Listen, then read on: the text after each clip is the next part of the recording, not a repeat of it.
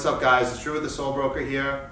The purpose of this video is we're going to be starting a YouTube channel. Here is my friend, can you introduce yourself? Yeah, what up guys, it's Evie Cream. So my account is at the Soul Broker. So I had Evie come here today and just, you know, write down some questions that he's going to ask us. So we're going to get started. Yeah, so we're pretty much going to do a little interview about sneakers. So pretty much, I'm a sneaker reseller, but not as big as him. Like, he owns the store, of course. So if anybody has some questions or they want to know what it's really like to be pretty big in the sneaker game, maybe your questions will get answered now. Yeah, definitely comment below too. If you have any questions that weren't addressed in the video, definitely let us know. Yeah. So to start it, what got you into sneakers? I'll try and make the story as short as possible, but basically I got into shoes on my own. I would just basically buy, sell, before I did buy, sell, trade, I would just buy shoes to wear. Yeah. And then I realized after I sold my collection, like I kind of got into buy, sell, trade. Mm-hmm. But I would always buy shoes to wear, mostly like Jordans. Back in the days, like when they had Karma Loop, I don't know if you knew about that. It was like a website where you could go on and buy like Crooks and Castles, like kind of like brands that are not like popping anymore. Not to say Crooks and Castles not popping, but I was basically buying like streetwear before it was really streetwear per se, and like I was into New Balances and other stuff. But to answer your question, yeah, I mean for what it was definitely good. But to answer your question, I just basically bought shoes to wear. I really wasn't never into reselling. I just got into it through LeBron's Nike basketball back when I first got into it a couple years ago. It was at its peak, you know, they were making good drops. So I just went from the LeBrons, at the same stores where I was finding LeBrons, I saw Jordans, got into that, found out about the whole thing, and I just kind of wanted Yeezy, so I started reselling. Alright, so what was your biggest loss? My biggest loss was definitely with Lee, the Perfect Soul. I gave him like $3,600 and change for pre-order, and he never fulfilled the order. Kind of beat me out of my money. That was the first time I ever got scammed. Like, I always protected myself using PayPal. So of course you have people that try and finesse, but you always get your money back. But I lost a lot of money through that. So that was my biggest loss. You guys remember, if you want to stay protected, always use PayPal goods and services. Yep. Don't gift if you don't know the person. And don't give any money cash for pre-orders. Just don't do it. Doesn't matter who it is. Yeah, I got scammed on a fake pair of not for resale, so that wasn't too good. Alright, so would you say, what was your biggest come up? Biggest come up. I mean, I've had a lot of come ups, but I want to say my biggest come up was 112 pairs for $1,100. Yeah. I didn't think that it was a come up at the time, but I mean, at $10 a pair, you know, I think I want to say I made like 4 or 5K off that deal. Oh, that's pretty good. Yeah. I mean, well, I remember one of my biggest first deals is I did 50% off Adidas. So if you're an IG reseller, you know what that is. So I got 46 Ultra Boosts at half off, sold them for retail, and it was great. What was the price on those? Retail was like $160. I was paying $90. Wow, that's a come up. Yeah. And then I got a couple off-whites for retail. That's good. So what's the most you ever made from a deal? It was probably that 112 pairs, but I mean, I'm going to give you guys some gems here, and I'm going to digress a little bit. Buying bulk is the best thing you could do. So if you're a reseller, I would just be consistent, save up all your money, and never spend your money on reselling on personal shit. So keep your money stacking, and when you can have enough money to buy bulk, because when you buy bulk, you get the biggest discounts, you get the best margins, and I would definitely buy used over new, because for the most part, new market, people know exactly what to charge, whereas if you get a used shoe, you could put some elbow grease into it and make that much more money. So the most money I made in a deal was probably that 112 pairs. Like I said, I probably made 4,000 or 5,000. It was really easy to get that initial 1,200 back. And it's funny, I'll tell the backstory to it.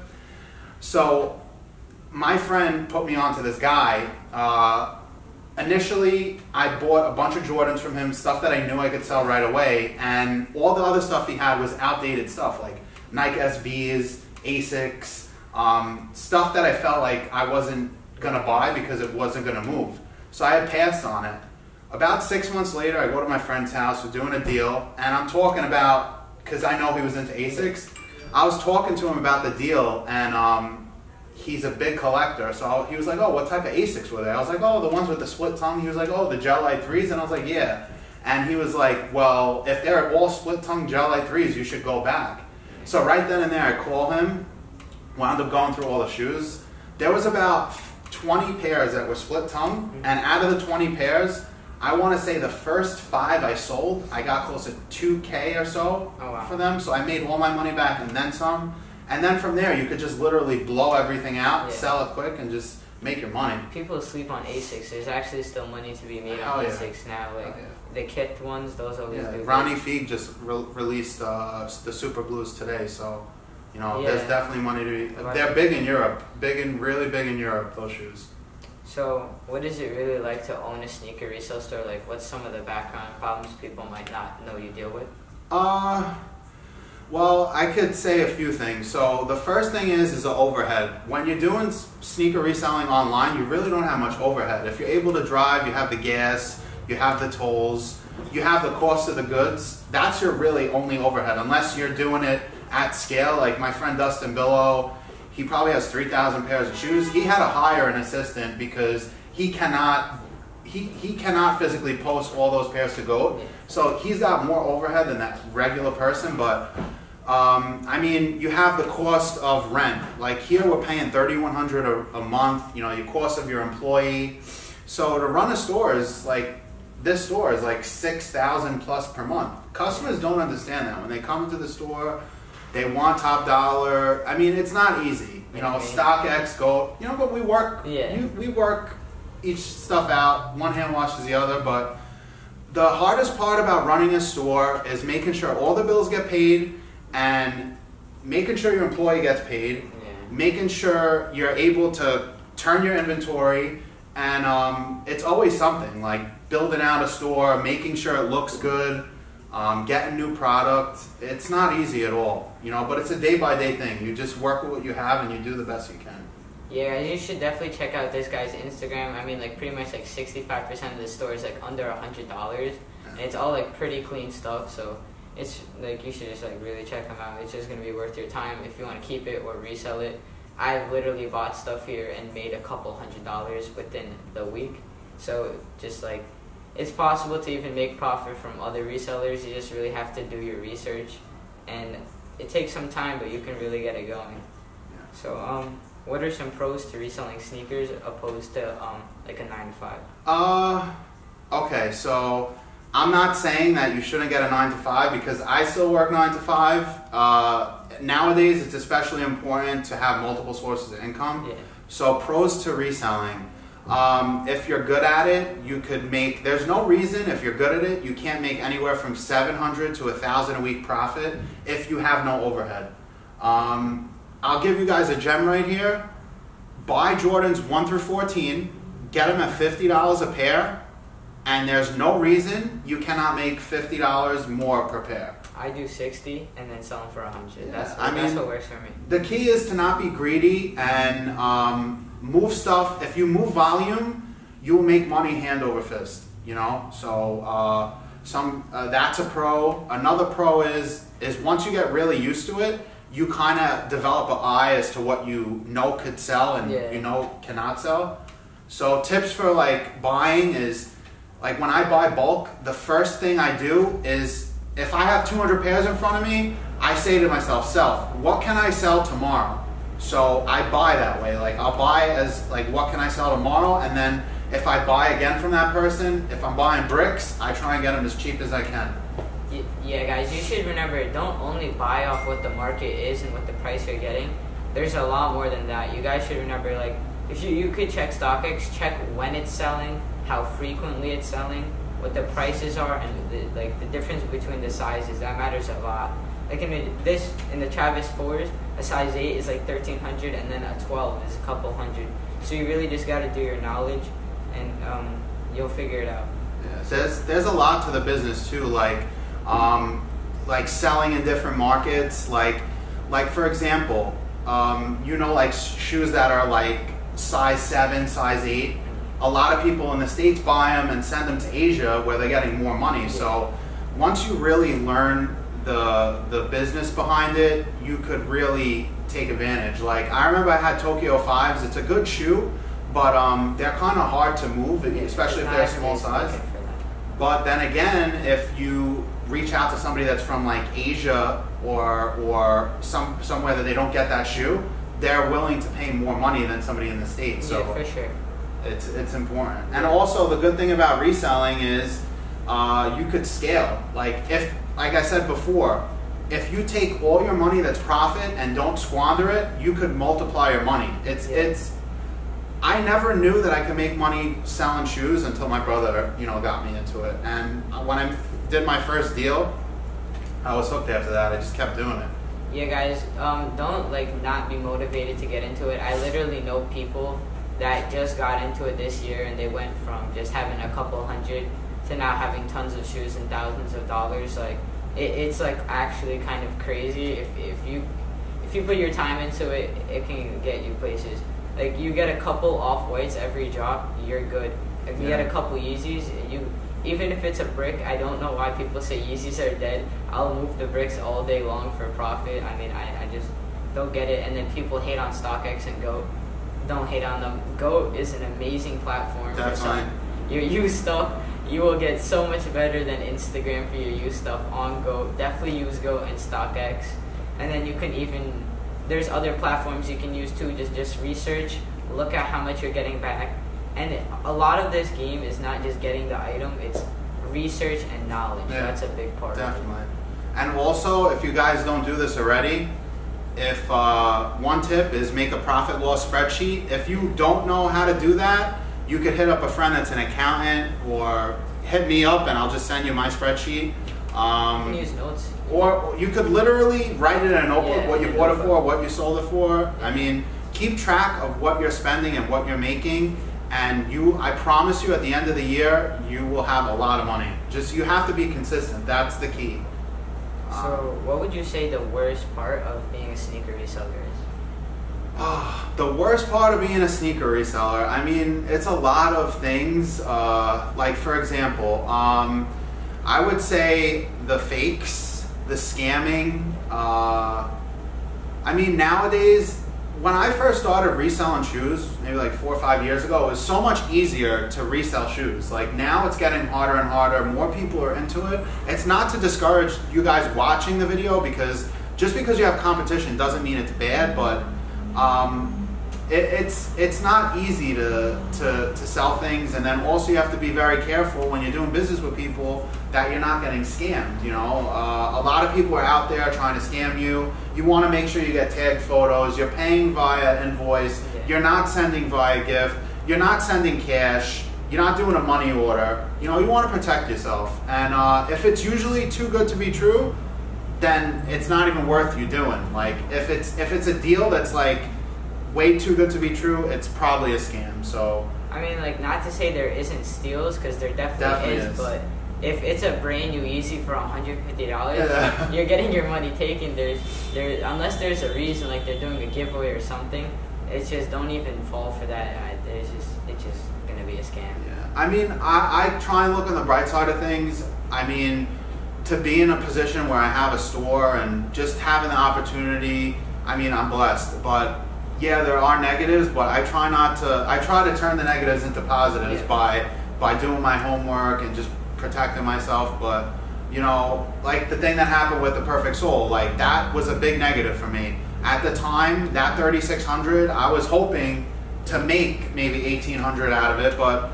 you know what? Everything happens for a reason, and if you learn from your mistakes, it wasn't a mistake. Everybody that was in reselling, I don't care who it is, at one point or another, you got scammed or you got got. Of course. And if everyone, for the most part, will learn from that and only progress. And if it hasn't happened, it will. I thought it wasn't going to happen to me because I went 2 years strong, and then it finally happened. I don't know one single person who's been in the game for more than 2 years who has just not got scammed. it's something is gonna happen, and just know it will, but it will come back. And I know people that took a big loss and then they still came back. Like my one friend, he got scammed for $20K and he still came back. Yeah, don't let that stuff stop you, because at the end of the day, the biggest part of being a good reseller is being consistent. Just how you want. If you don't show up for work every day, you're gonna lose your job.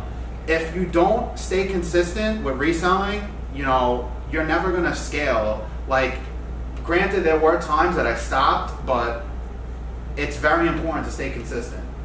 Yeah, for sure. And then, I don't know, a lot of people like to do this, and honestly, it works for most people. Try to pick one category and then kind of go into that. So if you want to be like a brick flipper, stay to bricks, and if you kind of only want to move used stuff, just stay to that, because it's kind of gonna be a lot.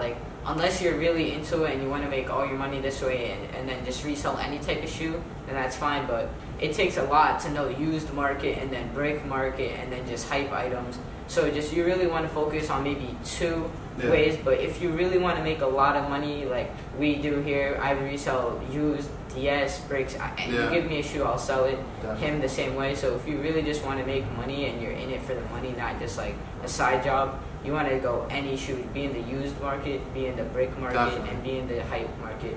That is just all great ways to make money. Yeah, and you also mentioned other secondary platforms like StockX, GOAT. It's good to sell on groups like Facebook and like Nike Talk, but if you list stuff on GOAT, it will literally sell for you while you're sleeping.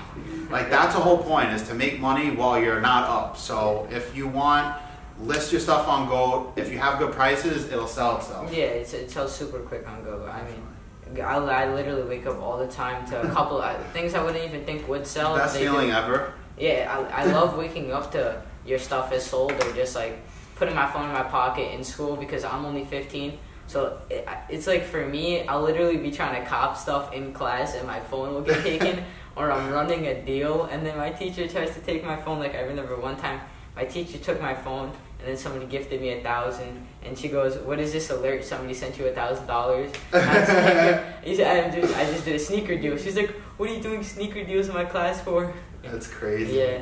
But, I mean, yeah, it is crazy. You can go really far in this sneaker game. You just gotta invest time. It's really just all about your time. Yeah, it's definitely worth it, though, because you could get to the point where you're doing so much that you could have the opportunity to open up a store. Yeah, for sure. And really, that was the best thing I probably had ever did. It was a big risk for me, but I'm happy that I did it. I mean, look, he literally owns a store. He just said that he has to pay $6K a month, and it's on a main street. This clearly shows, you guys can't see, but every side there's just hypeness. You got every box will go pretty much so many Yeezys, Jordans, everything you need. So it really shows that you can just scale. Of course you're not gonna start with the most, and I didn't either. I just started with a couple hundred I saved up and then flipped it and just keep flipping. And I can't stress this enough. When you don't have money and just have a couple of shoes, do not get personals. Stay away from getting shoes.